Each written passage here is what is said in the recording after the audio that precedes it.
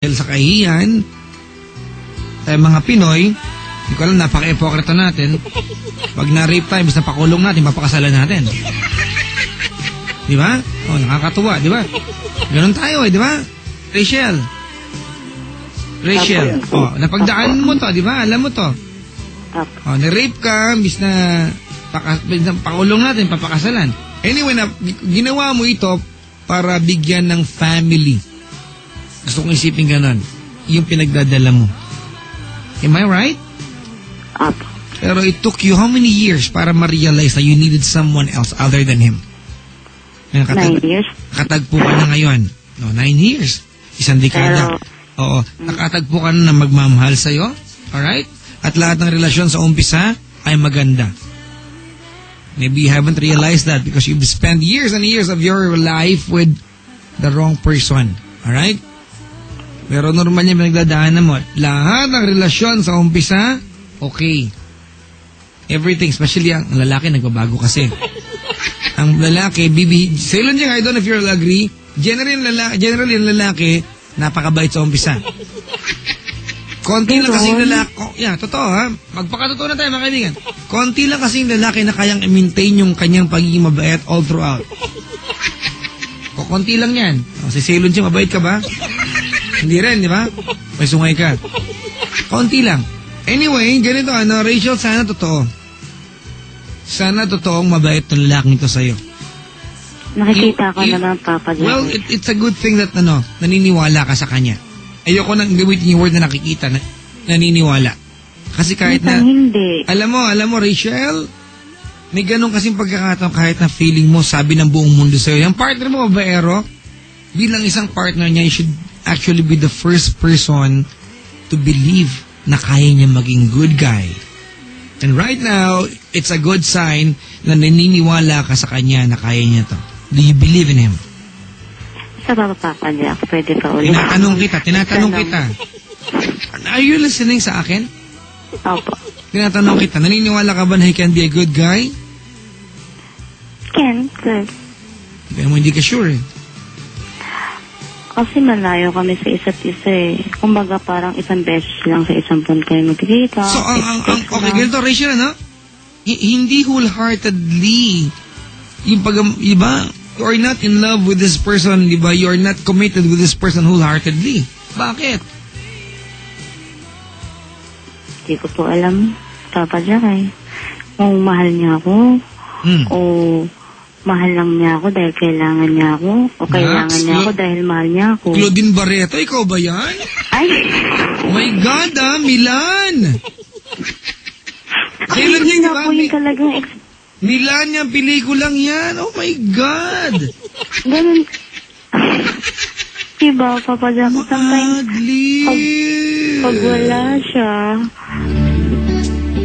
bibigyan ko, pero for the sake of money, hindi ko naman inaano kung nawala siya kasi talagang wala siya.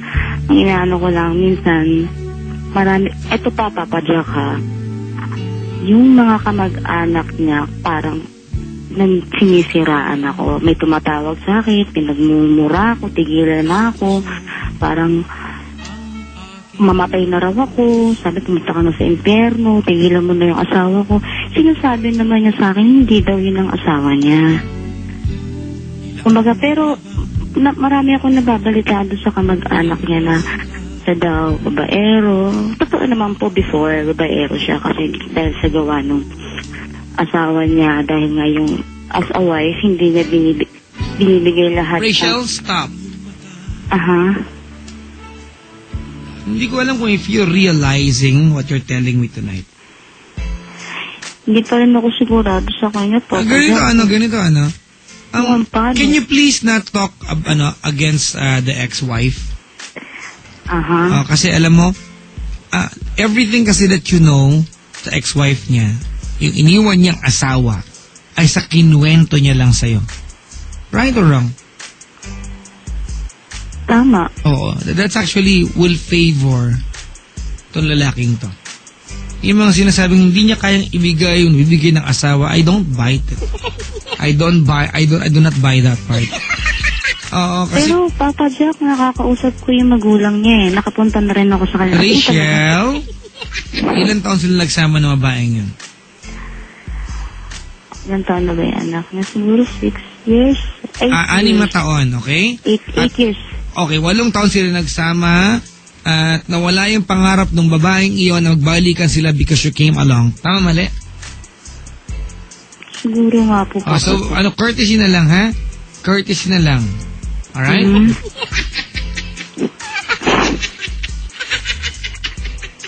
Kasi naiiyak ako, Papa Jack. Alright. Courtesy na lang. So, parang awa mo na, wag ka nang magsalita pa against dun sa asawa. Respeto na lang. Iniwan na nga niya yun para sa'yo Kaganyan ka pa. Diba? Kasi kung magko-contest kayong dalawa ng babae, talo na siya Siya na yung nawalan ng asawa Diba? Wag na yung makapal na mukha mo na kaya pa magsabi ng against sa kanya. Alright? Naintindihan mo ako. Babae ka rin, dapat alam mo yan. Opo. Okay? Kung makapagsalita ka ng perfecto kang asawa. Kung makapagsabi ka ng pagkukulang. Don't do that, alright? Don't do that. Iniwan niya para sa'yo. Alright? Don't do that. If anything, you have to be apologetic dun sa iniwan. Iniwan niya para sa'yo, ganyan ka pa, pekto saan kita dyan. Papa Jack naman. Naman. Ganda? Hindi, Papa Jack, ako talagang bothered lang talaga ako.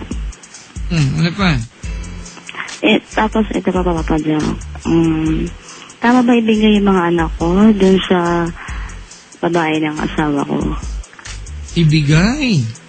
Yung mga anak ko sa babae ng asawa ko o sa akin lang, pero hiwanan ko yung asawa ko. Sila magsama. Kumbaga parang sustento na lang hahabulin ko.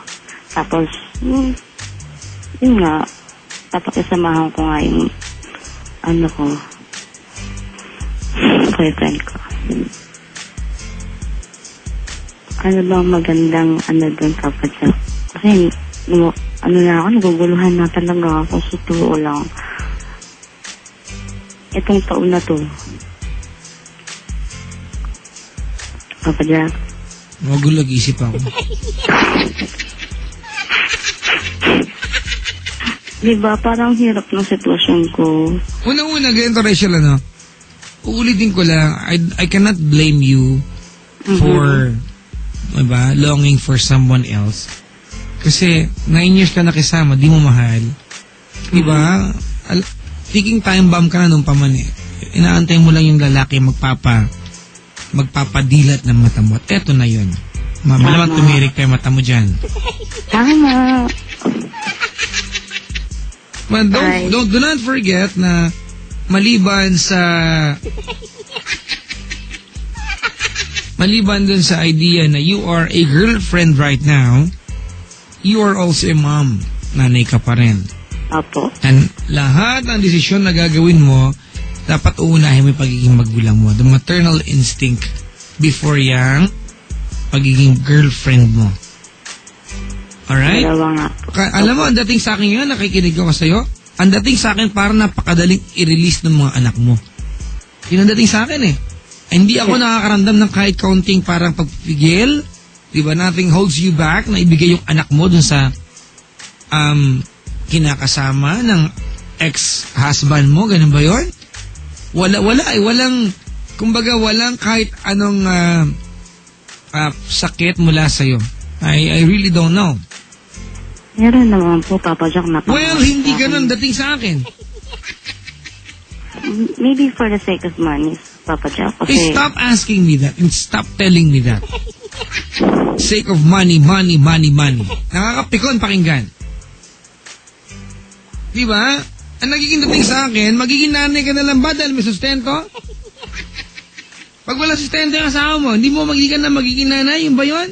Hindi ko tinatawaran, Rachel, ang pagiging nanay mo. But at this time, di ba nagdududa ako na parang pinipili mo yung itong karelasyon mo kaysa sa mga anak mo. Yung dating sa akin Tama ba ako? O feelingero lang ako masyado? Na mas pinipili mo yung karelasyon mo kaysa sa mga anak mo. Like you are finding ways to be with this guy, di ba? Kahit na equivalent noon, is baka mawala sa feeling mo yung mga anak mo. Hindi ba yun ang nangyayari ngayon? Ngayon, Papa Jack, hindi ko po alam Kasi hintayin ko na lang pong dumating yung asawa ko, mag-uusap-usap kami ng pamilya kung anong dapat pong gawin. Siyempre lang, mag-text-text pa kayo.